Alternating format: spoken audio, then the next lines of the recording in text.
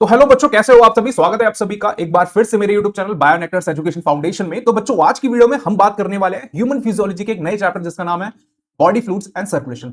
तो इस चैप्टर के अंदर हम बात करेंगे डिफरेंट डिफरेंट काइंड के बॉडी फ्लूइड्स की जो ह्यूमन बॉडी के अंदर प्रेजेंट रहते हैं, और हम देखेंगे कि क्लॉटिंग मैकेनिज्म क्या होता है एक्चुअल में। जो थक्का जमना बोला जाता है हिंदी में कि खून जो है चोट लगने के बाद रुक जाता है, एक्चुअल में वो होता क्यों है, खुरंट जो है वो जमता किस तरीके से, क्या फॉर्मेशन है, क्या प्रोसेस है उस क्लॉटिंग का, उस प्रोसेस को आज हम जानेंगे अपनी वीडियो के अंदर। और हम बात करेंगे डिफरेंट डिफरेंट काइंड के सर्कुलेटरी पाथवेज के बारे में कि ह्यूमन बॉडी के अंदर कौन सा सर्कुलेटरी पाथवे रन करता है। तो चलिए बिना किसी देरी के फटाफट से शुरुआत करते हैं अपनी वीडियो की और बढ़ते हैं अपने सबसे पहले टॉपिक की तरफ। हमेशा की तरह हम हमेशा बेसिक से स्टार्ट करते हैं और आज की वीडियो में भी हम हमेशा बेसिक से स्टार्ट करेंगे। जैसा कि इस चैप्टर का नाम दे रखा है बॉडी फ्लूइड्स एंड सर्कुलेशन, तो एक्चुअल में जो सर्कुलेशन है वो क्या है, बॉडी फ्लूइड्स क्या है, तो जो नाम दे रखा है वहीं से शुरुआत करते हैं आज। सो फटाफट से देखते हैं कि एक्चुअल में स्टार्टिंग कैसे करते हैं। देखो, बॉडी फ्लूइड्स के बारे में सभी को पता होगा कि डिफरेंट डिफरेंट काइंड के बॉडी फ्लूइड्स होते हैं। फॉर एग्जांपल हम बात करें ह्यूमन बॉडी की, ह्यूमन बॉडी को लेकर के चलते हैं यहाँ पे एग्जांपल पे, तो blood blood is kind of a body fluid. हमें लिक्विड के बारे में बहुत अच्छे से पता है कि लिक्विड क्या होता है, हमें फ्लूइड के बारे में नहीं पता है। हमें लिक्विड के बारे में पता होता है कि लिक्विड एक्चुअल में क्या है, it's a kind of a state of matter. जो मैटर की डिफरेंट डिफरेंट स्टेट्स है, जैसे सॉलिड, लिक्विड एंड गैस, उसमें से लिक्विड क्या है, it is a kind of a state of matter. उन तीनों स्टेट्स में से कोई एक स्टेट है लिक्विड। लेकिन फ्लूइड्स क्या है, fluids are the incompressible liquid. आप इन्हें sorry it is a compressible liquids. Fluids are the compressible liquid. जो सबसे पहली कैरेक्टरिस्टिक की बात आती है फ्लूइड्स की, they are compressible. They are compressible. इनको आप कंप्रेस कर सकते हो। कंप्रेस करने का मतलब कि आप इन पे प्रेशर डाल करके इनके साइज को रिड्यूस कर सकते हो। ठीक है, जो जैसे हम बात करें एक एलपीजी गैस, बहुत ही कॉमन एग्जांपल है, एलपीजी गैस का लेते हैं। तो एलपीजी गैस सिलेंडर के अंदर जो गैस भरी होती है वो लिक्विड फॉर्म में भरी होती है। वो ऐसा क्यों होती है, क्योंकि गैस को हाईली अंडर प्रेशर जब उसे कंप्रेस किया जाता है प्रेशर डाल करके, तो लिक्विड फॉर्म में आ जाती है और फाइनली वो आपकी सिलेंडर के अंदर फिल कर दी जाती है। लेकिन जब उसे एयर मिलते हैं, एयर मॉलिक्यूल मिलते हैं, एयर मॉलिक्यूल जब वो एटमॉस्फेयर के कांटेक्ट में आती है वो लिक्विड, तो फिर वो वापस से अपने मॉलिक्यूल्स को फाइनली वो फैलाना स्टार्ट कर देती है और गैसेस फॉर्म में वापस से आ जाती है। कितना सिंपल है। तो उसी तरीके से फ्लूइड्स फ्लूइड्स आर कंप्रेसिबल।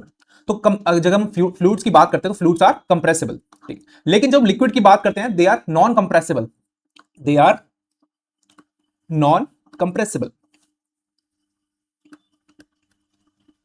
ठीक। ये बात आपको ध्यान रखनी है। अब हमने एलपीजी का एग्जांपल लिया, ठीक है। उसी तरीके से अगर आप देखेंगे कि डिफरेंट डिफरेंट जो नेचुरल गैसेस है, जैसे सीएनजी की बात करें, सीएनजी का जो सिलेंडर होता है उसके अंदर जो गैस होती है वो भी लिक्विड फॉर्म में भरी होती है। उसे भी कंप्रेस करके ही भरा जाता है। कंप्रेस, उसका नाम ही एक्चुअल में ये पड़ गया है कंप्रेस नेचुरल गैस, क्योंकि वो कंप्रेस करके फाइनली आपके सिलेंडर में भरी गई है और फिर उसके बाद उसका यूज करा जा रहा है व्हीकल को रन करने के लिए, सीएनजी का। तो इसी तरीके से जो फ्लूइड्स होते हैं उन्हें कंप्रेस करा जा सकता है, लेकिन लिक्विड को कंप्रेस नहीं करा जा सकता है। ये तो हो गया सबसे पहला कैरेक्टरिस्टिक। अब दूसरे कैरेक्टरिस्टिक की बात करें तो लिक्विड जो होते हैं, इट इज अ, जो अभी हमने बात करी थी, it is a state of matter. It is a state of matter, ठीक है। It is one of the state of matter, आप ये भी लिख सकते हैं, क्योंकि मैटर की तीन स्टेट होते हैं, सॉलिड, लिक्विड एंड गैस, जिसमें से लिक्विड क्या है आपका एक स्टेट है। लेकिन फ्लूइड क्या है, this is not a state of matter. ये बात आपको ध्यान रखनी है। जब हम लिक्विड की बात करते हैं, लिक्विड के पास अपना एक वॉल्यूम होता है। Liquid have a particular volume.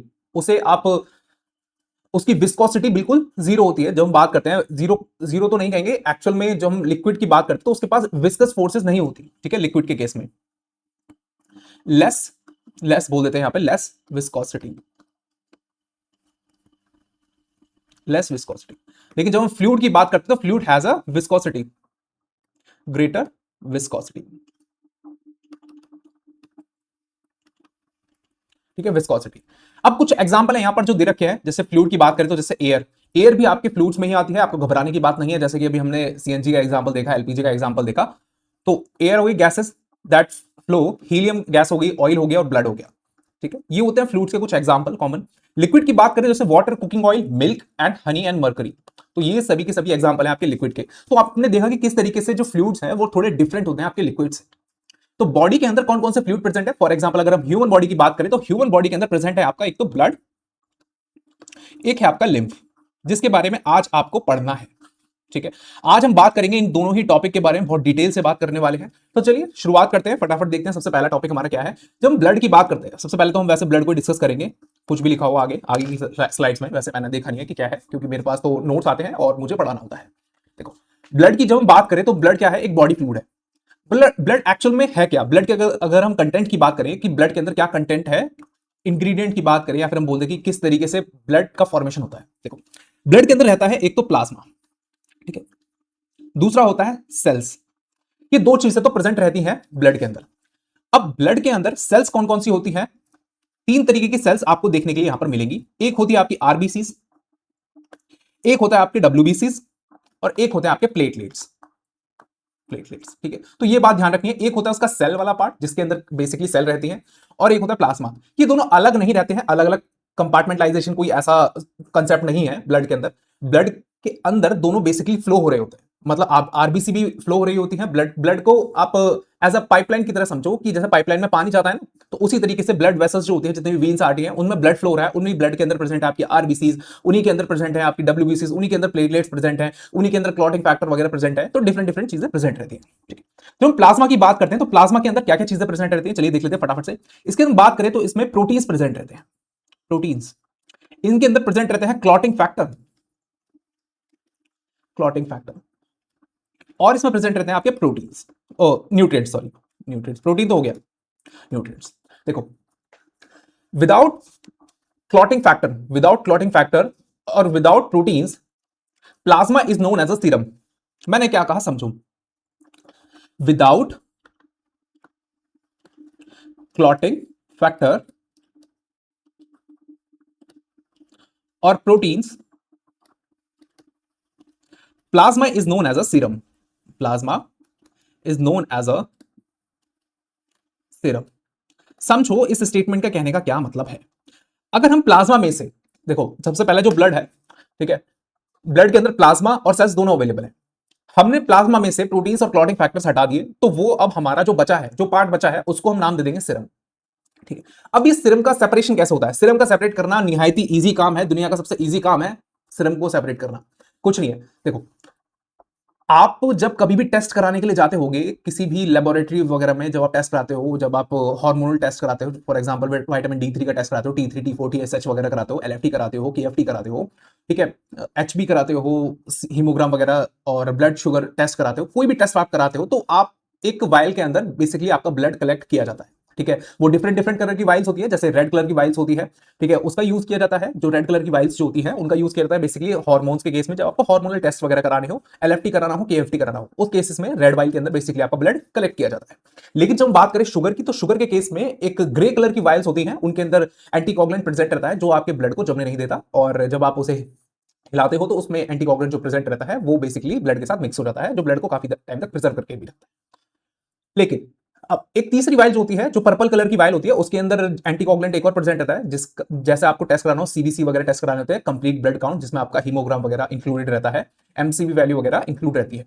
तो उस टेस्ट में आप पर्पल कलर की वाइल में अपना ब्लड कलेक्ट करवाते हो, और फाइनली उसके अंदर जो एंटीकोगुलेंट प्रेजेंट रहता है, ईडीटीए, वो ब्लड के साथ मिक्स होता है और ब्लड को क्लॉट नहीं होने देता, ठीक है। ये तो हमने बात करी वाइल्स की, ठीक है। हम अपने वापस सीरम की तरफ आ रहे हैं। देखो, अब जो नॉर्मल वाइल्स है, normal vials for example red colour की वाइल है, जो एक नॉर्मल वाइल है, जिसके अंदर कोई anticoagulant as such present contain नहीं करती, उस वाइल के अंदर कुछ भी ऐसा एंटीकोगुलेंट प्रेजेंट नहीं रहता।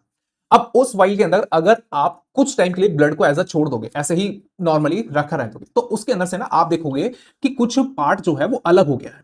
अलग होने का मतलब है कि कुछ ऑयल से सब्सटेंसेस जो हो गया है वो ऊपर आ गया, और नीचे जितनी भी सेल्स होती है वो नीचे बैठ जाती है, क्योंकि उनका जो वेट होता है वो काफी ज्यादा हैवी होता है। यही सेम जो फिनोमिना है सेपरेशन का, एक मशीन में परफॉर्म करा जाता है, जिसे बोलते हैं आप सेंट्रीफ्यूगेशन। आप लेबोरेटरीज में जाओगे, आपने देखा होगा कि एक मशीन होती है जिसमें आपका जो सैंपल डाला जाता है और उसके बाद उसे घुमाया जाता है। एक डेफिनेटिव आरपीएम होते हैं, फॉर एग्जांपल 2000 आरपीएम, 3000 आरपीएम पे बेसिकली वो सिरम जो होता है वो सेपरेट हो जाता है, ठीक है। उसके अंदर जब उसे घुमाया जाता है तो आपकी जो वाइल्स होती है उसके अंदर दो तरीके की आपको लेयर देखने के लिए मिलती है। फॉर एग्जाम्पल जैसे ये वाइल है, ये भी कोई वाइल है, तो उसके ऊपर की साइड जो आ जाता है वो होता है आपका बेसिकली सिरम, ठीक है। ये इसका जो अगर आपको देखना है, ये हल्का सा आपको देखने के लिए मिलेगा येलोइश कलर का, येलोइश, ठीक है, येलोइश कलर का देखने के लिए। और नीचे आपका जितने भी आरबीसीज, डब्ल्यूबीसीज, प्लेटलेट्स वगैरह होते हैं, ये नीचे सेल्स वाला पार्ट एग्रीगेट हो जाता है, ठीक है। जितने भी हैवी पार्टिकल्स होते हैं एग्रीगेट, बेसिकली सेल्स होते हैं, वो एग्रीगेट हो जाते हैं नीचे। तो ये जो ऊपर का पार्ट होता है ये होता है सीरम। तो इस तरीके से आप सीरम सेपरेट कर सकते हो, ठीक है, by the use of centrifugation machine. Centrifugation machine, laboratories में सेंट्रीफ्यूज बोला था कि फटाफट सेंट्रीफ्यूज करके लिया जा, जल्दी जा, ठीक है, इस तरीके से भी बात करी जाती है। अरे वो छोड़ो, बात करने का तरीका, ठीक है। सेंट्रीफ्यूगेशन टेक्निक के जरिए आप सीरम को सेपरेट कर सकते हो ब्लड के अंदर से, या फिर अगर आपके पास सेंट्रीफ्यूगेशन नहीं है, सेंट्रीफ्यूज नहीं है, तो आप नॉर्मली अगर आप उसे रख देते हो, आप वाइल्स को उठाते हो और आप रख देते हो कुछ टाइम के लिए, तो सीरम अपने आप ही सेपरेट हो जाएगा, सेंट्रीफ्यूगेशन की जरूरत ही नहीं है, ठीक है। तो सीरम क्या है, basically without the proteins and clotting factor the plasma is known as a serum, ठीक है। कुछ भी नहीं है, बस ये दोनों चीजें आप हटा दोगे तो आपका बन जाएगा क्या, सीरम। तो ये था एक basic idea about the blood. अब इन्हीं चीजों को थोड़ा डिटेल में देखते हैं कि एक्चुअल में क्या होती है। देखो, सबसे पहले हम बात करते हैं कि डिफरेंट जो ऑर्गेनिज्म है, जो अर्थ के ऊपर डिफरेंट डिफरेंट काइंड के ऑर्गेनिज्म है, उनके अंदर किस तरीके का ट्रांसपोर्ट सिस्टम चलता है। अगर हम बात करते हैं सिंपल ऑर्गेनिज्म, जैसे कि आप स्पॉन्जेस को देख लीजिए, सिलेंट्रेट्स को देख लीजिए, उनके अंदर कोई ब्लड ही प्रेजेंट नहीं होता, ब्लड प्रेजेंट ही नहीं होता, उनके अंदर केवल वाटर मॉलिक्यूल रहते हैं। वही पूरी बॉडी के अंदर ट्रांसपोर्टेशन का काम करते हैं, जितने भी ऑक्सीजन होते हैं, न्यूट्रिएंट्स होते हैं, उसे एक ऑर्गन से दूसरे ऑर्गन तक ले जाने का काम क्या करता है, सिर्फ वाटर, जैसे स्पॉन्जेस एंड सिलेंट्रेट्स, ठीक है। No blood found, water circulate throughout the body cavity, exchange happens directly exchange होता है। कॉम्प्लेक्स ऑर्गेनिज्म जैसे कि ह्यूमंस की बात करें, बर्ड्स की बात करें, ठीक है, मैमल्स की बात करें, मैमल्स में हम भी आते हैं, तो उनके अंदर प्रेजेंट रहता है बेसिकली आपका ब्लड और आपका लिम्फ। ब्लड के बारे में अभी हमने जाना, लिम्फ क्या होता है, लिम्फ के बारे में भी आगे चल करके जानेंगे। बेसिकली लिम्फ कुछ नहीं है, प्लाज्मा ही कैपिलरीज में से लीक होने लगता है। वो जो लीकेज वाला पार्ट होता है, जो लीक हुआ होता है आपका कैपिलरीज में से, तो वो बेसिकली टिश्यू में जाके रिसाइड कर जाता है। टिश्यू में उसे बोल दिया जाता है टिश्यू फ्लूइड, और इसी टिश्यू फ्लूइड को बोला जाता है आपका लिम्फ, ठीक है। तो इस बात को आपको थोड़ा माइंड में कंसेप्ट रख करके ध्यान रखना है, अभी आगे चल करके पढ़ेंगे, इस बारे में टेंशन मत लीजिए, ठीक है। तो ये अभी हमने देखा कि डिफरेंट डिफरेंट ऑर्गेनिज्म के अंदर किस तरीके से ट्रांसपोर्टेशन होता है। जैसे हम सिंपल ऑर्गेनिज्म की बात करें, स्पॉन्जेस एंड सीलेंट्रेट्स की बात करें, तो उनके अंदर आपका कोई ट्रांसपोर्टेशन सिस्टम के लिए कुछ प्रेजेंट ही नहीं, उनके अंदर सिंपल वाटर प्रेजेंट रहता है, उसी से उनका डायरेक्टली एक्सचेंज होता है, ट्रांसपोर्टेशन परफॉर्म होता है न्यूट्रिएंट्स का। लेकिन जब हम कॉम्प्लेक्स ऑर्गेनिज्म की बात करें, जैसे बर्ड्स की बात करें, मैमल्स की बात करें, तो उनके अंदर ब्लड प्रेजेंट है और लिम्फ प्रेजेंट रहता है। तो ये बात आपको अच्छे से ध्यान रखनी है। ये बात एक्चुअल में पूछी जा सकती है स्टेटमेंट के तौर पे, कि दो तरीके के स्टेटमेंट दे सकते हैं कि सिंपल ऑर्गेनिज्म के रिगार्डिंग, कि उनके अंदर कोई ब्लड प्रेजेंट नहीं रहता है, केवल normal transportation and exchange through the water molecule. और दूसरा स्टेटमेंट जो है वो दिया जा सकता है आपको कॉम्प्लेक्स ऑर्गेनिज्म के regarding, like humans and birds having the transportation vehicle like a blood and the lymph. तो इस तरीके के स्टेटमेंट आ सकते हैं नीट के अंदर, ये बात आपको ध्यान रखनी है बिल्कुल, ठीक है। Statement regarding question statement. अभी हम जब ह्यूमन फिजियोलॉजी कंप्लीट कर लेंगे ना, तो इसकी एक पूरी पीवाईक्यू सीरीज चलेगी। पूरी पीवाईक्यू सीरीज में पिछले 10 साल के अंदर, 11 साल के अंदर, 15 साल के अंदर जितने भी ह्यूमन फिजियोलॉजी के रिगार्डिंग क्वेश्चन आए होंगे, तो उन सभी को हम देखेंगे उस सीरीज के अंदर। हम चैप्टर वाइज नहीं लेंगे, हम चैप्टर वाइज बिल्कुल नहीं लेंगे, हम एक साथ ही उठाएंगे, क्योंकि हम ह्यूमन सीरीज कंप्लीट कराते हुए चल रहे हैं इसलिए, ठीक है। कंप्लीट करा रहे हैं, फिर उसके बाद फाइनली पीवाईक्यू की सीरीज आपकी चलेगी। चलो चलिए, अब हम बात करते हैं ब्लड के बारे में और देखते हैं एक्चुअल में ब्लड के अंदर क्या क्या चीजें प्रेजेंट रहती हैं। हमने बात करी थी प्लेटलेट्स प्रेजेंट रहते हैं, और आपका प्लाज्मा प्रेजेंट रहता है, और आरबीसी डब्ल्यूबीसी प्रेजेंट रहती हैं। सबसे पहले बात करने वाले हैं प्लाज्मा की। It's a kind of fluidic part. First study the plasma before the cells. इसका जो कलर होता है स्ट्रॉ कलर्ड होता है, थोड़ा विस्कस इन नेचर होता है, गाढ़ा रहता है, ठीक है। वॉल्यूम की बात करें तो 55% ऑफ ब्लड, ये बात आपको ध्यान रखनी है कि 55% ऑफ ब्लड क्या होता है आपका, प्लाज्मा रहेगा, ठीक। कंपोजिशन की बात करें 90 to 92% आपका क्या रहता है, वाटर मॉलिक्यूल, और 6 to 8% आपके केवल अदर प्रोटीन्स वगैरह, प्रोटीन फैक्टर्स होते हैं वो अवेलेबल रहते हैं। अब तीन तरीके के प्रोटीन जो होते हैं वो अवेलेबल होते हैं। तीन तरीके के प्रोटीन कौन कौन से हैं, एक तो है आपका फिब्रिनोजन, एक है आपका ग्लोबुलिन, और एक है आपका एल्ब्यूमिन। अब फिब्रिनोजन का काम क्या है, फिब्रिनोजन का काम आता है बेसिकली क्लॉटिंग में। जब हम थक्का जमने के भी अगर हम आगे चल के बात करें, जो थक्का जो जमता है बेसिकली ब्लड क्लॉटिंग होती है, तो उस प्रोसेस में फिब्रिनोजन प्रोटीन बहुत ही ज्यादा रोल प्ले करता है। ग्लोबुलिन प्रोटीन बेसिकली इम्यूनिटी में रोल प्ले करता है। आपने सुना होगा इम्यूनोग्लोबुलिन के बारे में, इम्यूनोग्लोबुलिन, ग्लोबुलिन। हमने human health and disease chapter complete कर लिया है बहुत अच्छे से, और उससे रिलेटेड पीवाईक्यूज भी देख चुके हैं पिछले 10 सालों के। तो आप जाकर के सबसे पहले उस वीडियो को जरूर देखिए, और एक्चुअल में इम्यूनोग्लोबिन के बारे में उसी चैप्टर के अंदर बहुत अच्छे से बताया गया है। तो immunoglobulin basically antibodies, IgA immunoglobulin A, IgE immunoglobulin E, IgD immunoglobulin D, IgM immunoglobulin M. तो ये डिफरेंट डिफरेंट इम्यूनोग्लोबिन होते हैं, ठीक है। तो ग्लोबिन का रोल कहां है, आपके इम्यूनिटी में। एल्ब्यूमिन का रोल किया जाता है बेसिकली ऑस्मोटिक बैलेंस के लिए, और यूज किया जाता है इसका ट्रांसपोर्टेशन के लिए भी। ये बात भी आपको ध्यान रखनी है, ट्रांसपोर्टेशन के लिए भी इसका एल्ब्यूमिन का यूज किया जाता है। हार्मोनल ट्रांसपोर्ट के लिए भी यूज किया जाता है, ये बात ध्यान रखनी है आपको। एल्ब्यूमिन का ट्रांसपोर्टेशन, कुछ ऐसे हार्मोन्स हैं जैसे थायराइड हार्मोन की बात करें, तो उनके ट्रांसपोर्टेशन में सबसे ज्यादा रोल प्ले होता है एल्ब्यूमिन प्रोटीन का, ध्यान रखनी है ये बात। अदर कंपोनेंट्स जैसे कि कुछ मिनरल्स जिनके बारे में न्यूट्रिएंट्स बोला गया था, सोडियम, कैल्शियम, मैग्नीशियम क्लोराइड और बाइकार्बोनेट आयन, तो ये सब भी प्रेजेंट रहते हैं। क्योंकि अभी हम गैसेस एक्सचेंज के बारे में पढ़ करके आए हैं, तो हमने देखा था कि प्लाज्मा के अंदर आपका O2 एंड CO2 किस तरीके से ट्रांसपोर्ट होते हैं। Nutrients like glucose, amino acids and lipids, clotting factor इस इनएक्टिव फॉर्म में प्रेजेंट रहते हैं आपके प्लाज्मा के अंदर। क्लॉटिंग फैक्टर्स कौन कौन से होते हैं एक्चुअल में, जब भी हम क्लॉटिंग प्रोसेस पढ़ने पे आएंगे ना, तब हम देखेंगे कौन कौन से क्लॉटिंग फैक्टर जो है वो प्लाज्मा के अंदर प्रेजेंट रहते हैं। ठीक है, अब प्लाज्मा के बारे में हम पढ़ चुके हैं, ब्लड के बारे में हमने पढ़ना था, प्लाज्मा के बारे में हम कंप्लीट कर चुके हैं, आइडिया भी ले चुके थे एक्चुअल में प्लाज्मा के अंदर क्या क्या चीजें प्रेजेंट रहती हैं। अब हम बात करने वाले हैं सेल्स वाले पार्ट को। जब हम सेल्स वाले पार्ट की तरफ बढ़ते हैं तो सेल्स वाले पार्ट को बोला जाता है फॉर्म्ड एलिमेंट्स, क्योंकि बेसिकली वो उनका जो अमाउंट है वो इंक्रीज और डिक्रीज दोनों होता रहता है। ठीक है, formed elements they are the basically cells. Now student study the cellular part, मतलब अब हम सेलुलर पार्ट के बारे में डिस्कस करने वाले हैं, जिसमें से आरबीसी, डब्ल्यूबीसी और प्लेटलेट्स को फटाफट से डिस्कस करते हैं, क्योंकि 55% ऑफ ब्लड क्या था आपका, प्लाज्मा था। यहां पर आपने बहुत अच्छे से देखा, और यहां पर आप देख सकते हो कि टोटल 45% आपका कितना है, ब्लड वाला पार्ट, ब्लड का सेल्स वाला पार्ट, और यह है आपका बेसिकली प्लाज्मा वाला पार्ट। कितना है आपका, यह है 55% और यह है आपका 45%। ध्यान रखना है इस बारे में, परसेंटेज का खेल बहुत ही खचाता है। देखो, अब ये जो फिगर है, ये फिगर बेसिकली आपकी 12th क्लास में आती है। ठीक है, अब 12th क्लास में human health and disease chapter के अंदर इस पूरे फिगर का जिक्र है। देखो, हमें नीट का एग्जाम क्लियर करना है, हमें ब्लड के बारे में पढ़ना है, हमने प्लाज्मा के बारे में पढ़ लिया, अब हमें सेल्स के बारे में पढ़ना है। तो हमें पता होना चाहिए एक्चुअल में सेल्स जो है वो फॉर्म कहां होती है। देखो, सेल्स जितनी भी ब्लड सेल्स हैं, ब्लड के अंदर प्रेजेंट होने वाली सेल्स हैं, उन सभी का फॉर्मेशन होना स्टार्ट होता है आपके बोन मैरो में। ठीक है, बोन मैरो में ये बोन मैरो प्रेजेंट रहती है बेसिकली आपकी सबसे लॉन्ग बोन में। अगर हम लॉन्ग बोन की बात करें तो वो होती है आपकी फीमर। फीमर, ठीक है, फीमर के अंदर प्रेजेंट रहती है। लेकिन जब हम बात करें केवल फीमर के अंदर ही प्रेजेंट रहती है क्या, जो फॉर्मेशन होता है बोन मैरो के अंदर होता है, डिफरेंट डिफरेंट जो ब्लड सेल्स प्रेजेंट है ब्लड के अंदर, उन सभी का फॉर्मेशन कहां होता है, आपका ब्लड सेल का बोन मैरो में।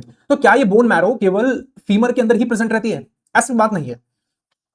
एक इंडिविजुअल की अगर हम लाइफ स्टेजेस की बात करें तो उसके अंदर जुवेनाइल फेज आता है, उसके अंदर एडल्ट पीरियड आता है, फिर उसके बाद उसके सेनेसेंस पीरियड आता है। सेनेसेंस पीरियड का मतलब बेसिकली बुढ़ापा या फिर एजिंग की बात करें तो डिफरेंट डिफरेंट लाइफ स्टेजेस पे जो बोन मैरो का प्रोसेस होता है, जो ब्लड सेल फॉर्मेशन का प्रोसेस होता है, वो चेंज होता है, शिफ्ट होता रहता है।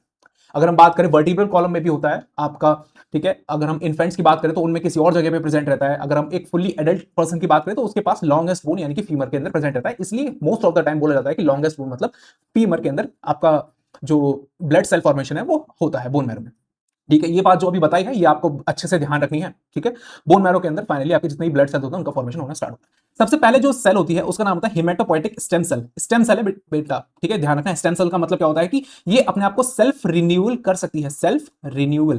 ठीक है, प्रॉपर्टी होती है इसके पास कि अगर इसके अंदर डिवीजन होगा तो ये दो तरीके की सेल्स क्रिएट करेगी। एक तो इसी के जैसी होगी स्टेम सेल्स, और एक जो होगी वो क्रिएट करेगी आपकी ये दोनों सेल्स। मतलब यही फाइनल जो आगे चल करके डिफरेंट डिफरेंट सेल्स में कन्वर्ट होगी। इससे ये दो तरीके की सेल्स को क्रिएट करती है, एक है आपकी माइलॉइड स्टेम सेल्स, एक है आपकी लिम्फोइड स्टेम सेल्स। समझते रहो किस तरीके, जैसे हिमेटोपोइटिक स्टेम सेल्स की बात यहां पे चल रही है। जहां तक आपको स्टेम सेल्स दिख रही है ना, इसका मतलब है कि वो पहले खुद बनेगी, अपनी सेल्फ रिन्यूअल करेगी अपने आप को, और उसके बाद एक और सेल बनाएगी, मतलब दोनों सेल्स वो क्रिएट करेगी। ठीक है ना, एक सेल में वो अपनी जो अमाउंट है उसको कांस्टेंट रखेगी, बेसिकली वो अपने आप को रिन्यू करके रखेगी ताकि फ्यूचर में आकर के उससे और भी ब्लड सेल्स फॉर्म हो सके। ठीक है, दूसरा वो आगे की लीनेज को कैरी करेगी, दूसरी सेल की लीनेज को। ठीक है, तो जैसे हिमेटोपोइटिक स्टेम सेल्स है उसमें एक जो थी वो थी माइलॉइड स्टेम सेल्स, ठीक है, और एक जो थी वो थी आपकी लिम्फोइड स्टेम सेल्स। अब यहां से जो लीनेज चलेगा ये बेसिकली लीनेज कहा जाए तो बेसिकली आगे की जो इसकी जनरेशन चलेगी वो चलेगी आपकी लिम्फोब्लास्ट। लिम्फोइड स्टेम सेल से क्या बनेगा, लिम्फोब्लास्ट। ठीक है, और फिर उसके बाद माइलॉइड स्टेम सेल्स डिवाइड हो जाती है डिफरेंट डिफरेंट सेल्स में। फॉर एग्जांपल मेगाकार्योसाइट्स में, प्रोइरेथ्रोब्लास्ट में, माइलोब्लास्ट में और मोनोब्लास्ट में। ये बात आपको ध्यान रखनी है। अब इन्हीं सेल से फाइनली आपके जाकर के बनते हैं different different blood cells. For example megakaryocyte से फाइनली जाकर के बनेंगे आपके प्लेटलेट्स, प्रोरेथ्रोब्लास्ट से रेटिकुलोसाइट्स, इसी को बोला जाता है बच्चों इमेच्योर आरबीसी। ठीक है, इमेच्योर आरबीसी, ये बात ध्यान रखनी है। इमेच्योर आरबीसी के अंदर आपका न्यूक्लियस प्रेजेंट रहता है। न्यूक्लियस आरबीसी की बात करें तो जो मैं बोलता जा रहा हूं उसको एकदम रामबाण की तरह रट लेना। समझ ही लोगे तो बहुत अच्छा रहेगा भाई, जो अभी समझाया। इमेच्योर आरबीसीज का नाम होता है रेटिकुलोसाइट।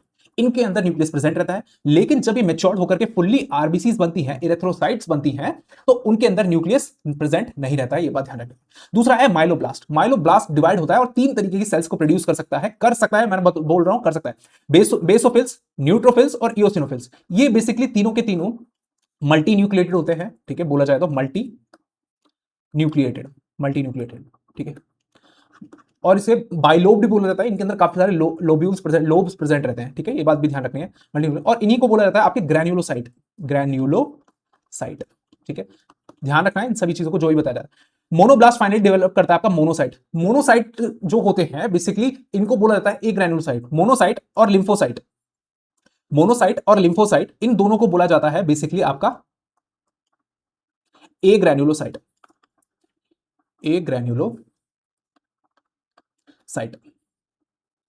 ठीक है। अब ये जो है लिम्फोसाइट का काम क्या होता है, ये बेसिकली बी सेल और टी सेल क्रिएट करते हैं। यही क्रिएट करते हैं आपके बी लिम्फोसाइट और टी लिम्फोसाइट्स। अब बी लिम्फोसाइट्स क्या करते हैं, ये बेसिकली एंटीबॉडी फॉर्मेशन में मदद करते हैं। ये प्लाज्मा सेल्स में कन्वर्ट होते हैं सबसे पहले प्लाज्मा सेल में, और प्लाज्मा सेल के बाद ये क्रिएट करते हैं आपके different antibodies, IgA, IGB, IgD, IgG, ठीक है, इस तरीके से। टी लिम्फोसाइट जो बी लिम्फोसाइट की हेल्प करते हैं, ठीक है, ये बात आपको ध्यान रखना है। इसके बारे में डिटेल में अगर आपको जानना है कि एक्चुअल में इसके आगे क्या प्रोसेस होता है, तो आप जाकर ह्यूमन हेल्थ एंड डिसीज वाली वीडियो को देखिए, आपको अच्छे से समझ में आएगा। और यहां पर क्योंकि हमें अपने टॉपिक पे स्टिक रहना है, हम ब्लड के बारे में पढ़ रहे हैं, हमने ब्लड सेल के बारे में हमें एक्चुअली पता होना चाहिए कि कहां से उनका फॉर्मेशन होना स्टार्ट होता है, तो इसलिए मैंने अभी आपको यहां पर बता दिया है कि बोन मैरो में सभी ब्लड सेल्स उनका फॉर्मेशन होना स्टार्ट होता है। इमेच्योर आरबीसी क्या होती है, इसलिए जो जो यहां पर बताया गया है उसको बहुत अच्छे से ध्यान रखना है। फॉर एग्जाम्पल जैसे अभी आपको जो बताया गया यहां पे, ये जो आपको बताया गया कि प्लेटलेट्स क्या होती हैं, मेगा कार्योसाइट्स होती हैं बेसिकली, और इमेच्योर आरबीसीज में आपका न्यूक्लियस प्रेजेंट रहता है, जबकि मैच्योर आरबीसीज में न्यूक्लियस प्रेजेंट नहीं रहता है। न्यूट्रोफिल्स, बेसोफिल, इओसिनोफिल्स को मल्टी न्यूक्लिएटेड बोलते हैं, ग्रैन्युलोसाइट्स भी बोला जाता है। मोनोसाइट्स और लिम्फोसाइट्स को बोला जाता है बेसिकली आपका ए ग्रैन्युलोसाइट्स। तो ये बात आपको ध्यान रखनी है। अब हम देखते हैं ब्लड सेल्स के बारे में, जो ब्लड के अंदर प्रेजेंट रहती है। इनके बारे में हमने देख लिया कि कहां से बनती है, बोन मैरो के अंदर बनती है, ठीक है। अब आरबीसी की बात करने वाले हैं हम यहाँ पे। आरबीसी क्या होती है, आरबीसी को बोला जाता है आपका इरेथ्रोसाइट्स। आरबी को क्या बोलते हैं, erythrocytes. Most important for need, the most abundant cells होते हैं, ये ब्लड के अंदर सबसे ज्यादा अमाउंट में प्रेजेंट रहते हैं। काउंट की अगर हम बात करें तो मेल के अंदर 5.5 मिलियन पर mm क्यूबिक, ठीक है। अगर हम फीमेल्स की बात करें तो 4.2 टू 5.4 मिलियन सेल पर क्यूबिक माइक्रोमीटर। फीचर्स की बात करें तो नो न्यूक्लियस, लेकिन अगर हम इमेच्योर आरबीसीज की बात करें, रेटिकुलोसाइट की बात कर रहे हैं, तो वहां पर न्यूक्लियस प्रेजेंट रहेगा।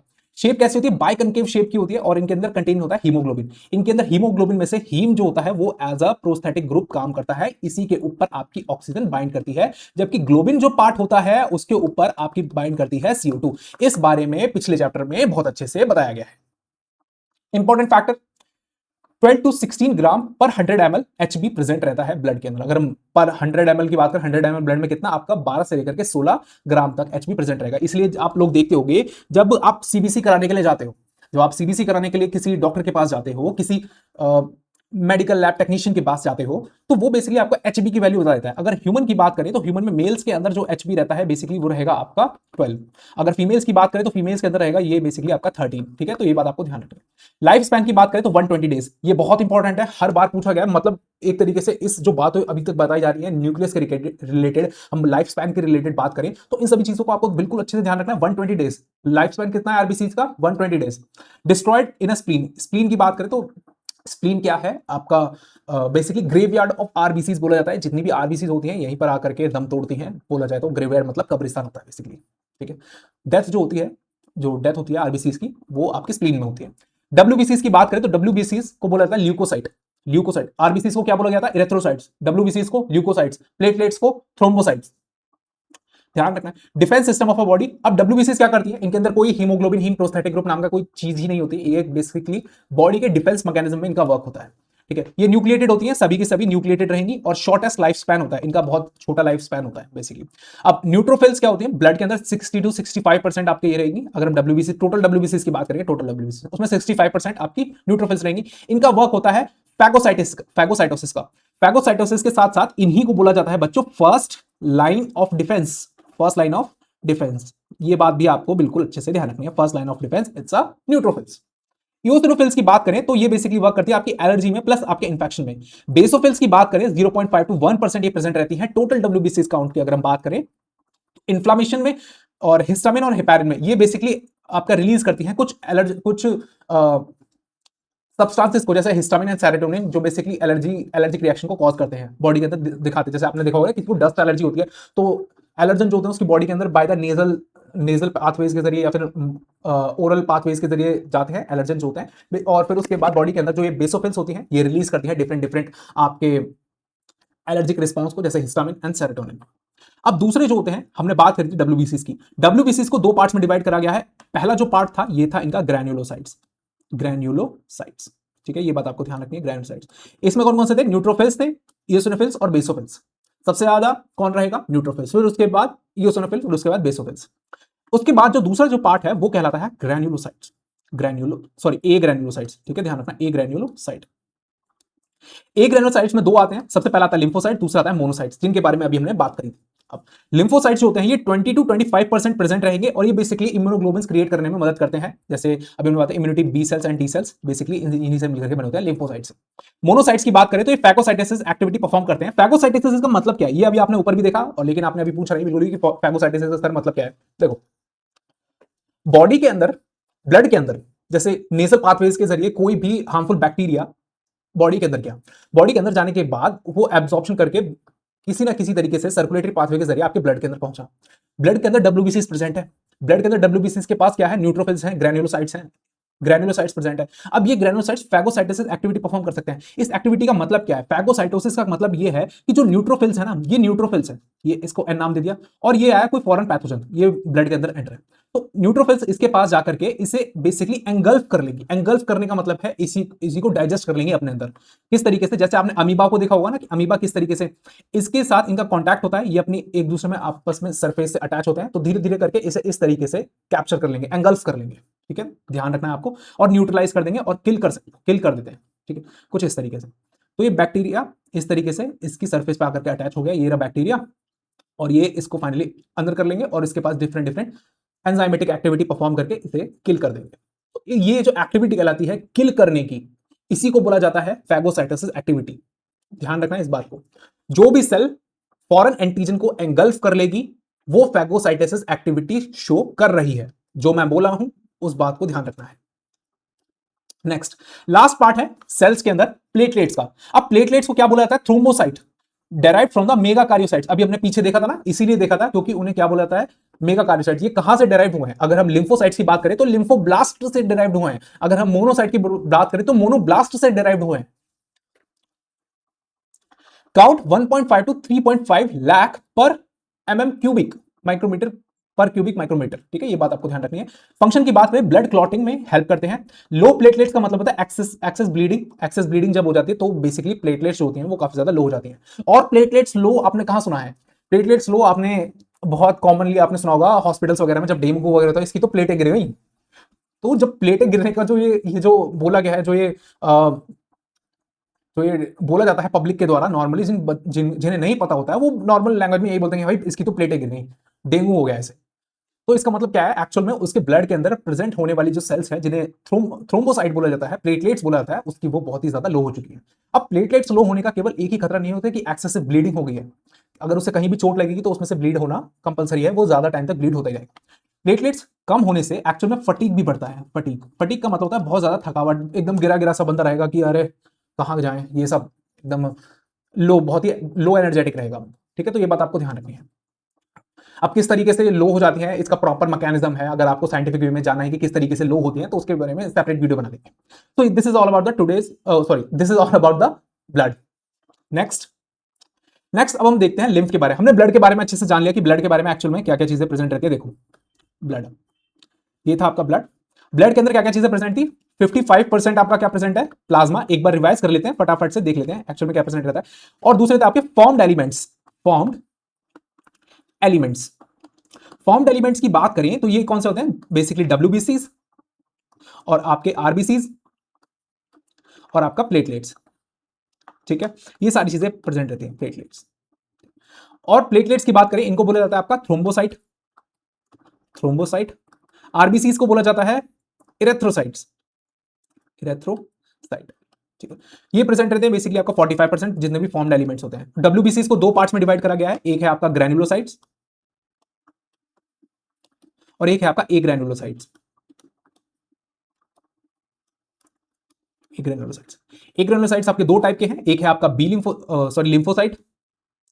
लिम्फोसाइट और एक है आपका मोनोसाइट। लिम्फोसाइट क्रिएट करते हैं बेसिकली आपका बी सेल और टी सेल, ठीक है, ये बात आपको ध्यान रखनी है, बी सेल और टी सेल क्रिएट करेंगे।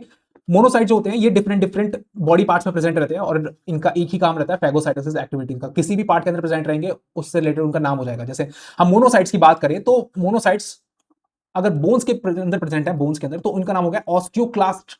ऑस्टियोक्लास्ट नाम ध्यान रखना है, ऑस्टियोक्लास्ट ध्यान रखना है इन सभी चीजों का जो बताई जा रही है।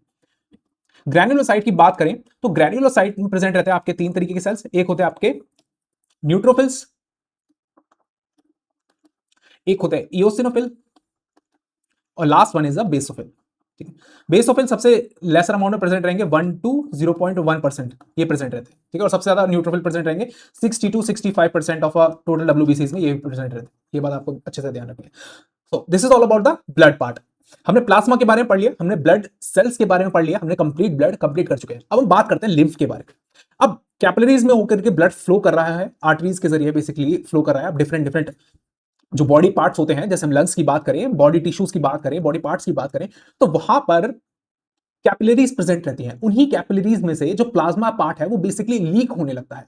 लीक होने का मतलब यह है कि उसमें से कुछ ऐसे न्यूट्रिएंट्स होते हैं वो फ्लो होकर के टिश्यू के अंदर आ जाते हैं, टिश्यू के नियर बाय एक्यूमुलेट हो जाते हैं। तो वहां पर जो फ्लूइड प्रेजेंट रहता है उसको बोला जाता है टिश्यू फ्लूइड, और उसी टिश्यू फ्लूइड का नाम होता है लिम्फ।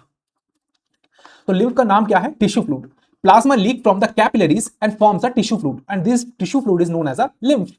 कैरेक्टरिस्टिक्स क्या होते हैं? कैरेक्टरिस्टिक्स क्या होते हैं? कलरलेस होता है, सिमिलर टू प्लाज्मा, बिल्कुल। लैक आरबीसी, इसके अंदर आरबीसीज नहीं होती है। अगर इसके अंदर आरबीसीज होने लगती तो ये भी आपका रेड कलर का हो जाता है। तो इसमें और आपके ब्लड में कोई फर्क नहीं रह जाता। Exchange of a nutrients and gases, transport of a hormones, hormones का ट्रांसपोर्टेशन लिम्फ के द्वारा होता है, ये बात आपको ध्यान रखनी है। ब्लड के जरिए भी ट्रांसपोर्टेशन होता है हार्मोन्स का। Carry fats via lacteal in the intestine, ठीक है, ये बात आपको ध्यान रखनी है। फैट्स को भी कैरी करते हैं बाय द लैक्टिल। लैक्टिल्स का मतलब क्या है यहाँ पे? इंटेस्टाइन के अंदर आपने विलाई सुना होगा, विलाई, उन्हीं विलाइज के अंदर प्रेजेंट रहती है लैक्टिल्स। ये बेसिकली फैट को एब्जॉर्ब कर लेती है और फैट का ट्रांसपोर्टेशन कैरी करती है, ठीक है, ध्यान रखना।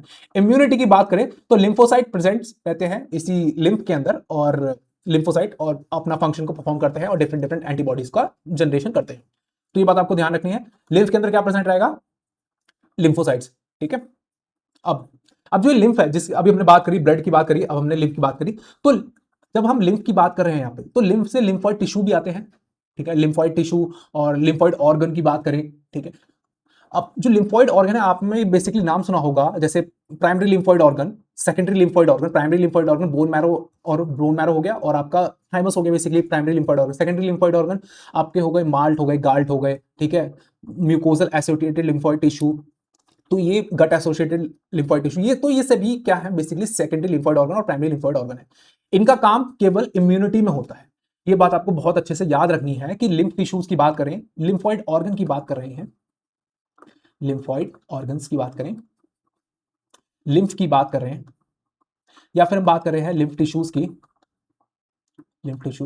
तो इन सभी का रोल कहां है? कहीं ना कहीं इनका रोल हमेशा रहेगा आपका इम्यूनिटी। मेजर रोल प्ले ये वही करते हैं इम्यूनिटी के अंदर।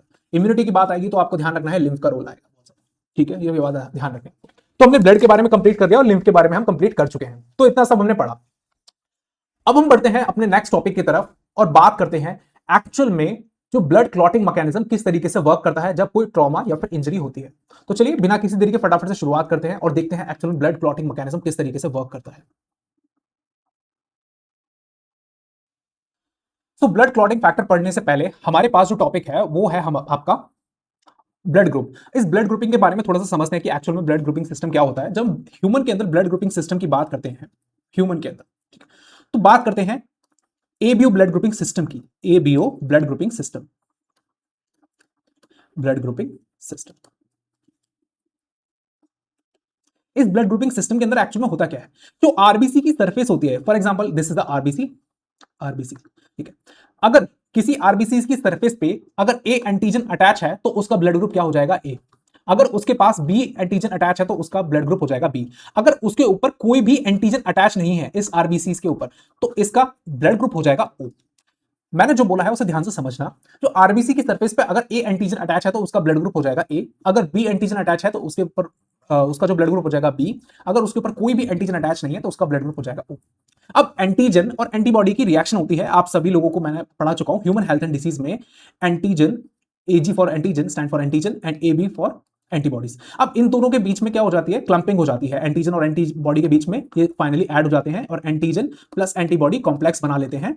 तो इस कॉम्प्लेक्स के बनने की मदद से ये बेसिकली एग्लूटिनेशन रिएक्शन परफॉर्म करते हैं। एग्लूटिनेशन रिएक्शन, अगर ये एग्लूटिनेशन रिएक्शन ह्यूमन बॉडी के अंदर अगर फॉर्म हो जाए तो फाइनली वो डेथ को कॉज कर सकती है। ठीक है, ये बात आपको ध्यान रखनी है, डेथ को कॉज कर सकती है ये एग्लूटिनेशन रिएक्शन अगर ह्यूमन बॉडी के अंदर हो जाती है। ये लैबोरेटरी स्केल्स पे आपको बहुत अच्छे से देखने के लिए मिलती होगी। जब आप ब्लड ग्रुपिंग करवाने के लिए जाते होगे और देखते होगे आपका ब्लड ग्रुप क्या निकलता है, तो आपको जो स्लाइड होती है उसके अंदर काफी अच्छे से देखने के लिए मिलता है कि उसमें बटन्स जो होते हैं एग्लूटिनेशन रिएक्शन देखने के लिए मिल जाती है। क्लंपिंग, क्लंपिंग बेसिकली बोला जाता है इसे, क्लंपिंग। ठीक है, क्लंप एग्लूटिनेशन को।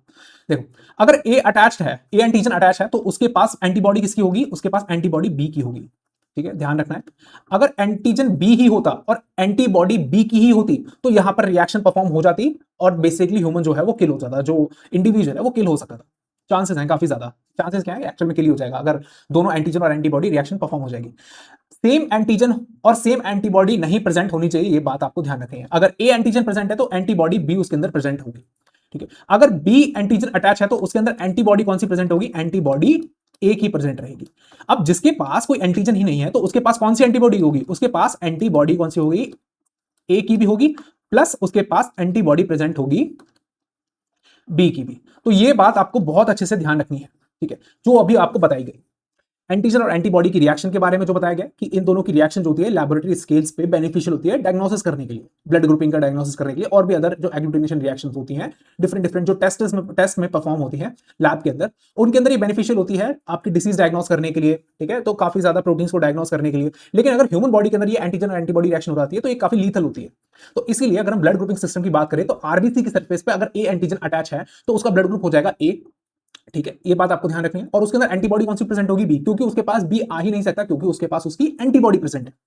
ठीक है, वो उसे किल कर देगी, कंप्लीटली न्यूट्रलाइज कर देगी। अब बी जो होता है, बी के पास कौन सा, बी एंटीजन रहेगा और एंटीबॉडी ए की रहेगी। ये बात आरबीसी की सरफेस पे अगर कोई एंटीजन नहीं है तो उसे ओ एंटीजन बोल दिया जाता है और अटैच होती है उसके पास एंटीबॉडी ए और एंटीबॉडी बी। ये बेसिकली प्रेजेंट रहेगी उसके प्लाज्मा में एंटीबॉडीज। ठीक है, ध्यान रखना है ब्लड के अंदर, और ये आरबीसी की सरफेस पे अटैच रहेंगे एंटीजन। ये बात भी आपको ध्यान रखनी है। चलो अब देखते हैं फटाफट से blood grouping system. ABO system की बात करें तो based on antigen on RBCs, तो अभी जो हमने पीछे देखा, अगर तो एंटीबॉडीज प्रेजेंट है ना, और एंटीबॉडीज कहां प्रेजेंट होंगी, उसके प्लाज्मा में। ब्लड ग्रुप ए की बात करें तो एंटीजन कौन सा प्रेजेंट होगा, ए का, और एंटीबॉडी बी की। अगर बी की बात, ए बी की बात करें तो सरफेस पे बी एंटीजन होगा और एंटीबॉडी ए की बात करें प्रेजेंट होगी। अगर ए बी ब्लड ग्रुप है तो उसके ऊपर दोनों एंटीजन ए प्लस बी दोनों प्रेजेंट रहेंगे और उसके पास एंटीबॉडी कोई भी नहीं होगी, नन ऑफ द एंटीबॉडी। ओ की बात करें तो उसके पास कोई भी एंटीजन प्रेजेंट नहीं रहेगा लेकिन एंटीबॉडी दोनों की दोनों प्रेजेंट रहेंगी। ठीक है, तो ये कंसेप्ट समझ में आया होगा आपको कि एंटीजन और एंटीबॉडी की रिएक्शन हो जाती है। Important points about that, the O is a universal donor. जो ओ ब्लड ग्रुप वाले होते हैं उन्हें यूनिवर्सल डोनर बोला जाता है और ए बी वालों को यूनिवर्सल रेसिपिएंट बोला जाता है कि वो एक्सेप्ट कर सकते हैं किसी से भी, ए बी वाले। अब दूसरी तरफ आपने पॉजिटिव भी सुना होगा कि O negative, A positive, B positive, A B negative, इस तरीके के टर्म भी सुने होंगे पॉजिटिव नेगेटिव के। तो आरएच सिस्टम होता है उसके अंदर आते हैं ये सभी टर्म्स पॉजिटिव और नेगेटिव वाले। आरएच सिस्टम का मतलब क्या है यहां पर कि जब आरबीसी की सरफेस पे जो आरएच फैक्टर था वो प्रेजेंट है तो that is known as Rh positive. Rh positive antigen is present, Rh antigen is present. अब सबसे पहले जो ये आरएच एंटीजन था ये प्रेजेंट देखा गया था आपके रीसियस मंकी में, रीसियस मंकी में। ये बात आपको ध्यान रखनी है। तो वहीं से सबसे पहले डायग्नोस हुआ था आरएच फैक्टर, तो तब बोला गया था कि आरएच पॉजिटिव और आरएच नेगेटिव। रीसस मंकी की जो आरबीसीज थी उसके ऊपर प्रेजेंट था बेसिकली आरएच फैक्टर। ठीक है, उसको नाम गया आरएच रीसस से। ठीक है, ध्यान रखना है। अगर एंटीजन प्रेजेंट नहीं है that is RH negative. Clinical importance ये होती है आरएच एंटीजन की, क्लिनिकल इंपॉर्टेंस ये है बच्चों कि इसका यूज जो किया जाता है बेसिकली डोनेशन के वक्त, ब्लड डोनेशन के वक्त देखा जाता है आरएच पॉजिटिव है तो ही उसे आरएच पॉजिटिव वाला ही फाइनली जो ब्लड बैग होता है वो दिया जाता है। अगर कोई आरएच नेगेटिव वाला पेशेंट आया है तो उसे जो ब्लड दिया जाएगा आरएच नेगेटिव वाला ही दिया जाएगा। और सबसे ज्यादा इरेथ्रोब्लास्टेसिस फटालिस एक कंडीशन है, इरेथ्रोब्लास्टेसिस फटालिस, ये कंडीशन को आपको ध्यान रखना है, इरेथ्रोब्लास्टेसिस फटालिस। इसमें क्या होता है, जो मदर होती है, जो फीमेल होती है वो कैसी है आपकी आरएच नेगेटिव है, जो फादर है जो फादर होता है वो RH पॉजिटिव होगा, मदर कैसी है लेकिन फादर कैसा है, RH पॉजिटिव है, ठीक है। अब इन दोनों के बीच में मीटिंग हुई, RH नेगेटिव और पॉजिटिव वाले, फादर क्या है RH पॉजिटिव, RH पॉजिटिव वाला RH नेगेटिव फीमेल के पास फाइनली मीटिंग होती है, और मीटिंग होने से उनका जो बेबी क्रिएट होगा वो है RH पॉजिटिव। अब फीमेल के अंदर, फीमेल के बेसिकली बात करें, गर्भ में RH positive factor containing foetus जो है वो डेवलप हो रहा है। अब ड्यूरिंग द डिलीवरी के वक्त जो जो एम्ब्रियोनिक कोरियन जो लेयर होती है, एम्ब्रियोनिक कोरियन, इसे एक अच्छे से फिगर से समझते हैं, जैसे इरेथ्रोब्लास्टोसिस फर्टाइलिस, यहां पे डालते हैं फटाफट से देखते हैं, इरेथ्रोब्लास्टोसिस फर्टाइलिस, ठीक है। इस केस में क्या है, जो फीमेल है, जो मदर है, वो कैसी है, RH नेगेटिव है, ठीक है। लेकिन फादर जो है, ठीक है, जो मेल है बेसिकली वो कैसा है, RH पॉजिटिव। अब इनका जो बेबी हुआ है इनकी मीटिंग से, तो वो कैसा है आपका, RH पॉजिटिव वाला है। अब RH नेगेटिव फीमेल के अंदर कैसा है, RH पॉजिटिव फीटस जो है वो डेवलप हो रहा है, और डिलीवरी के वक्त, जो फाइनली डिलीवरी का पॉइंट होगा, डिलीवरी के वक्त फाइनली जो कोरियन मेम्ब्रेन होती है, कोरियन मेम्ब्रेन जो एम्ब्रियोनिक कोरियन होती है, एम्ब्रियोनिक कोरियन मेम्ब्रेन जो ब्रेक होती है, ब्रेक होते वक्त कुछ पोर्शन RH पॉजिटिव का फाइनली आपके बेबी से RH नेगेटिव मदर के अंदर फाइनली चला जाता है, जिसकी वजह से क्या होता है कि उसके अंदर एंटीबॉडी डेवलप, एक एक्शन देखने के लिए मिल जाती है, एक्टिविटी इंक्रीज हो जाती है जो एंटीबॉडीज, क्योंकि RH नेगेटिव का मतलब क्या है कि एंटी RH एंटीबॉडी इसके अंदर प्रेजेंट है, एंटी RH एंटीबॉडी इसके अंदर प्रेजेंट है, ठीक है। AB stand for antibody. अब RH पॉजिटिव वाली के जब संपर्क में इनका ब्लड आएगा, फीमेल का ब्लड और जो फीटस का ब्लड जो काफी अगर मिक्सअप हो जाता है, क्योंकि एम्ब्रियोनिक कोरियन जो है वो ब्रेक हो जाती है, ब्रेक होने की मदद से जो बेसिकली ब्लड है वो मिक्स हो जाएगा। कुछ ब्लड मिक्स होने की वजह से जो फीमेल के अंदर एंटी RH एंटीबॉडीज होते हैं वो हाइपर एक्टिव हो जाते हैं। हाइपर एक्टिव होने की मदद से जो सेकंड जो चाइल्ड होता है वो बेसिकली किल हो जाता है। सेकंड चाइल्ड जो होता है, सेकंड प्रेगनेंसी में काफी ज्यादा कॉम्प्लिकेशन आती है, या फिर हम बात करें वो किल हो जाता है, ठीक है। तो ये बात आपको ध्यान रखनी है, इस कंडीशन को बोला जाता है इरेथ्रोब्लास्टोसिस फर्टाइलिस, ठीक है। ये बात आपको ध्यान रखनी है, ये जो कंडीशन आपको बताई गई है। Prevention, anti RH antibody injection ये बेसिकली लगाया जाता है प्रिवेंशन के तौर पे, ठीक है। ये बात आपको ध्यान रखनी है। प्रॉब्लम्स अगर इन सेकंड प्रेगनेंसी में प्रॉब्लम्स आ जाती हैं। नेक्स्ट, अब हम बात करते हैं क्लॉटिंग मैकेनिज्म की। क्लॉटिंग मैकेनिज्म की बात करने वाले हैं तो इसे ध्यान से सुनिएगा थोड़ा, ठीक है। और इससे रिलेटेड काफी ज्यादा क्वेश्चन पूछे भी गए हैं प्रीवियस नीट एग्जाम्स में। देखो, अगर कोई भी इंजरी होती है, for example blood clotting mechanism पढ़ने के लिए जा रहे हैं तो इंजरी से ही शुरुआत करते हैं। इंजरी हुई, ठीक है, दो तरीके की इंजरी होती है, एक जो बेसिकली जो कट लग गया, दूसरा होता है ब्लड वेसल के इनसाइड। जैसे यहां पर कट लगा, ब्लड फ्लो हुआ, यहां पर जो ब्लड वेसल्स होंगी उनके अंदर भी इंजरी हुई होगी, और आपकी जो टिश्यूज होंगे वहां पर भी इंजरी हुई होगी।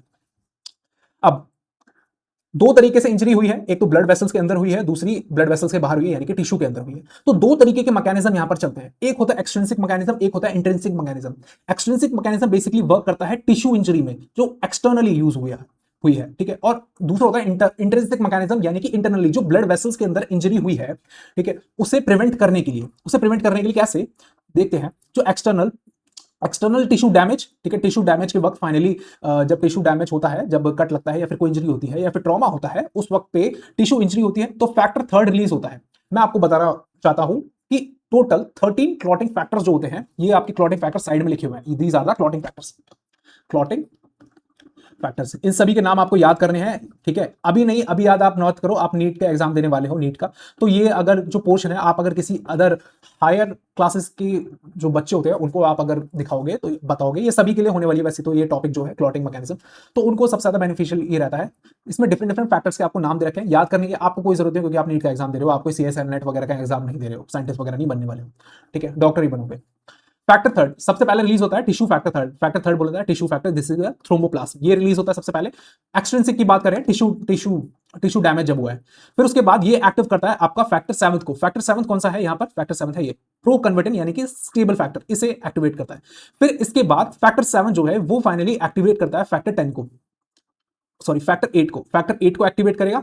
10 के बाद फैक्टर 8 कौन सा है, एंटी हीमोफिलिक फैक्टर 8, इसे एक्टिवेट करेगा।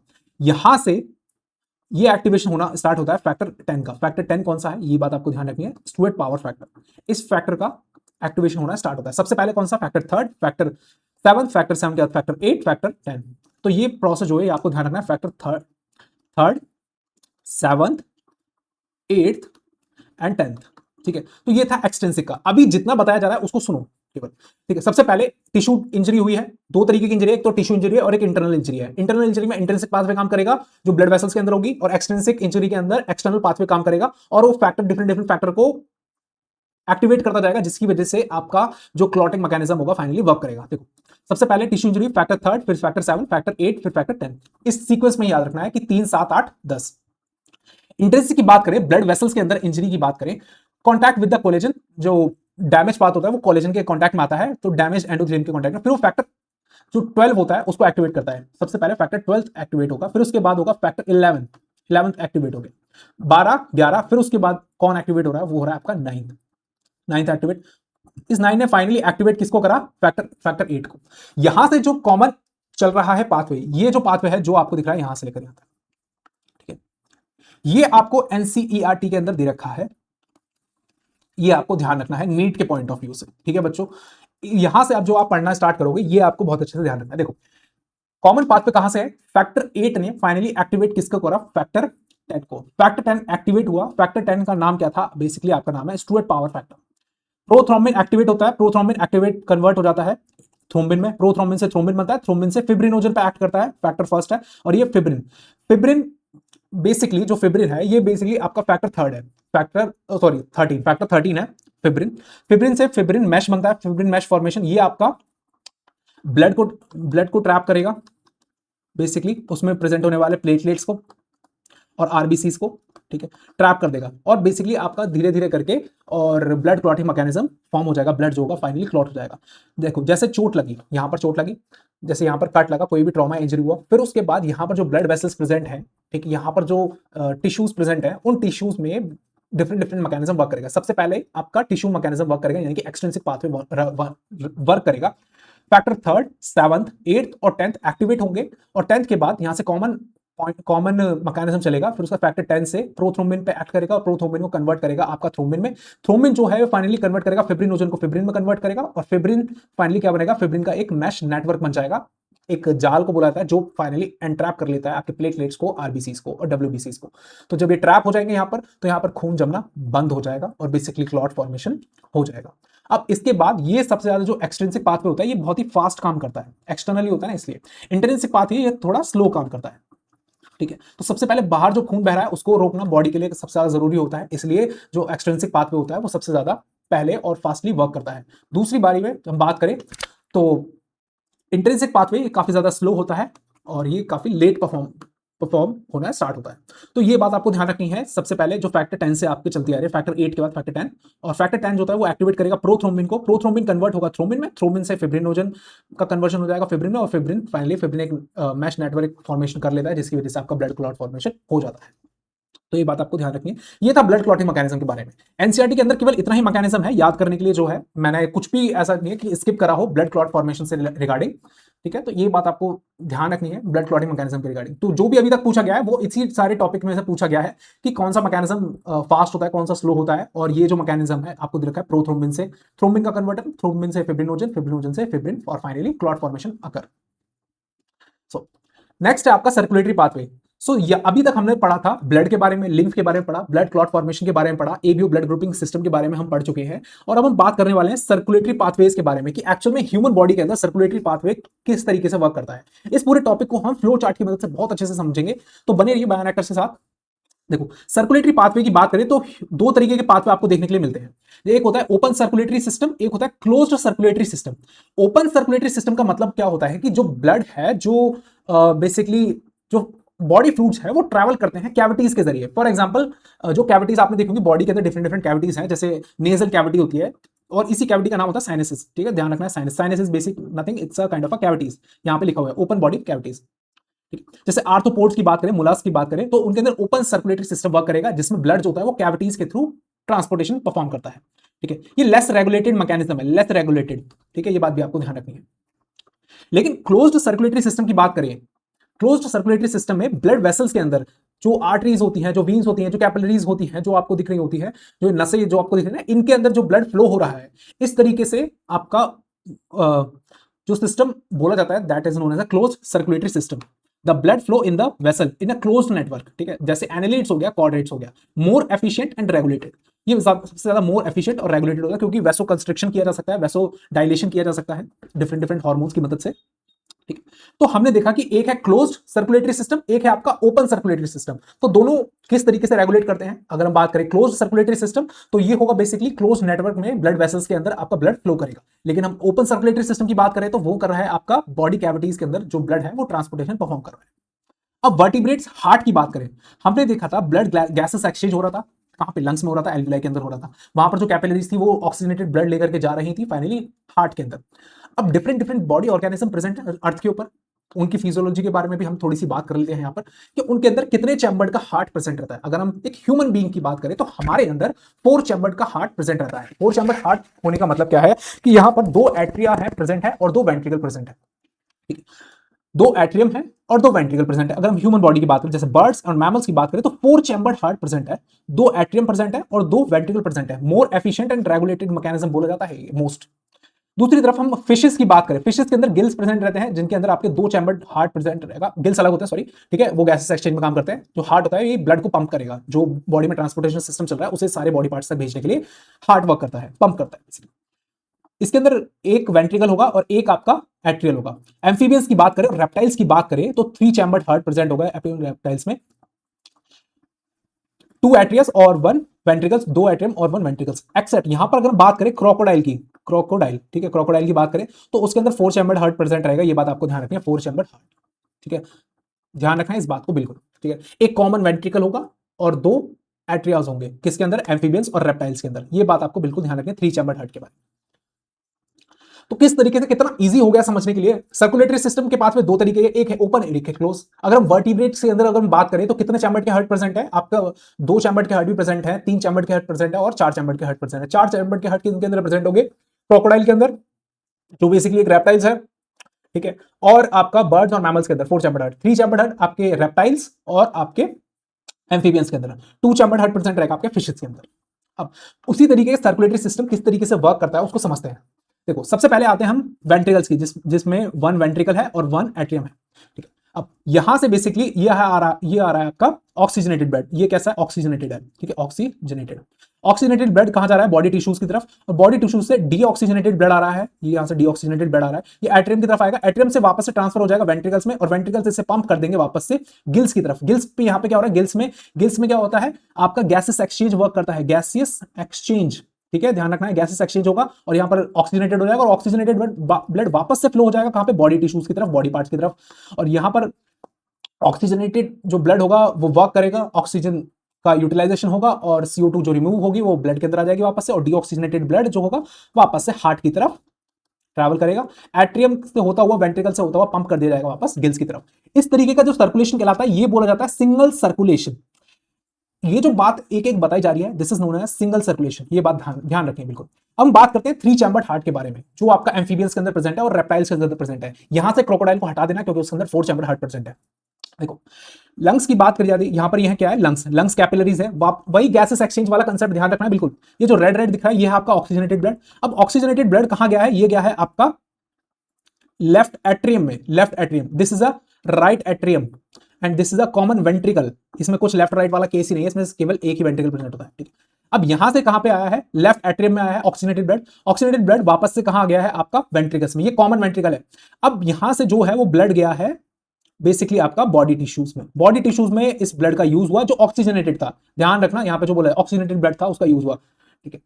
अब इस ऑक्सीजनेटेड ब्लड से वापस से O2 का यूज करके CO2 रिलीज कर दिया गया ब्लड में, और यहां से डीऑक्सीजनेटेड ब्लड वापस से अब ये आया है राइट एट्रियम में। राइट एट्रियम में यहां पर आ गया वेंट्रिकल्स में डीऑक्सीजनेटेड ब्लड। अब ये डीऑक्सीजनेटेड ब्लड वापस से कहां जाएगा? आपका लंग्स में जाकर के वापस से ऑक्सीजनेटेड किया जाएगा और वापस से इसका ट्रैवलिंग करती जाएगी लेफ्ट एट्रियम की तरफ। अब आपके दिमाग में क्वेश्चन होगा कि यहां पर कोई सेप्टम तो प्रेजेंट नहीं है, इन दोनों के बीच में कुछ सेपरेशन लेयर प्रेजेंट हो? नहीं, ये कॉमन वेंट्रिकल है। तो इसके अंदर ना एक मैकेनिज्म चल रहा है, यहां पर क्या है कि डीऑक्सीजनेटेड ब्लड और ऑक्सीजनेटेड ब्लड मिक्सअप है।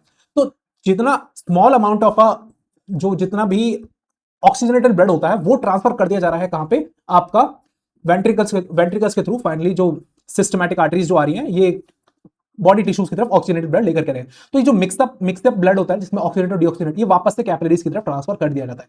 यहां पर लिखा हुआ भी है 2 atrias and 1 ventricle both oxygenated and deoxygenated blood are mixed कहां पे? वेंट्रिकल्स में जाकर के मिक्स हो जाते हैं और फाइनली ये जो सर्कुलेशन कहलाता है ये कहलाता है आपका डबल सर्कुलेशन। ठीक है, ये बात भी ध्यान रखें कि 3 चैम्बर्ड हार्ट के अंदर भी डबल सर्कुलेशन है, लेकिन ये थोड़ा रेगुलेटेड नहीं है, इट इज लेस रेगुलेटेड। ये बात आपको ध्यान रखें, यहां पे लिख देता हूं, लेस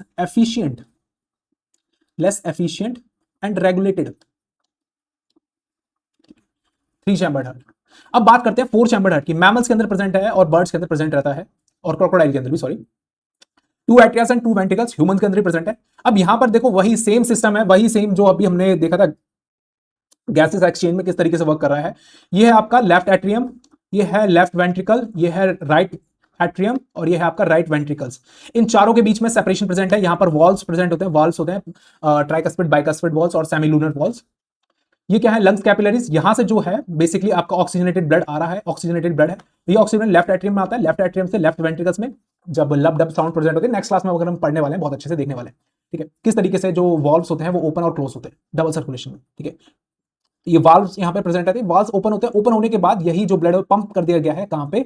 लेफ्ट वेंट्रिकल से ब्लड कैपिलरीज में, सॉरी बॉडी कैपिलरीज में। बॉडी कैपिलरीज में यहां पर O2 का यूटिलाइजेशन होगा और CO2 जो होगा फाइनली रिलीज कर दिया जाएगा। तो यहां से डीऑक्सीजनेटेड ब्लड राइट एट्रियम में, राइट एट्रियम से राइट वेंट्रिकल, और वापस से जो ब्लड है ऑक्सीजनेटेड होने के लिए लंग्स के पास सेंड कर दिया जाता है। तो इस तरीके से जो सर्कुलेशन काम कर रहा है इसको बोला जाता है double circulation. Double circulation. Single circulation क्या होता? जहां पर आपका एक वेंट्रिकल और एक एट्रियम प्रेजेंट था, जैसे कि फिशेस के अंदर। ये है डबल सर्कुलेशन, इसी को बोला गया है डबल सर्कुलेशन। तो आपको बिल्कुल ध्यान रखना, भूलना नहीं है डबल सर्कुलेशन। अभी हम आगे वाली क्लास में आगे पढ़ने वाले हैं कि डबल सर्कुलेशन एक्चुअल में होता क्या है। ठीक है ना, जो 4 चैम्बर हार्ट होते हैं उनके अंदर डबल सर्कुलेशन सिस्टम प्रेजेंट रहता है और काफी एफिशिएंट होता है। ये काफी ज्यादा एफिशिएंट है और मोर रिलायबल है।